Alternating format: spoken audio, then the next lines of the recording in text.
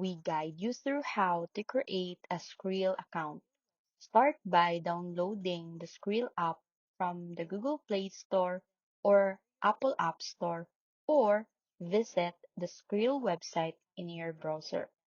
Tap or click Sign Up, then enter your email address, create a strong password, and select your country of residence.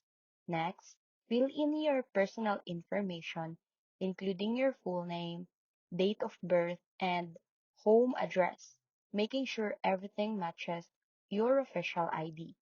Read and accept the terms and conditions, then complete the registration.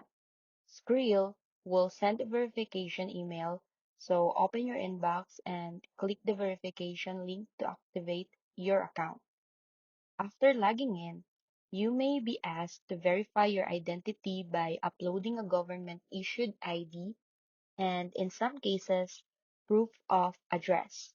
Once your account is verified, you can add funds using the available payment methods in your region, send and receive money, and make online payments, and also transfer funds securely.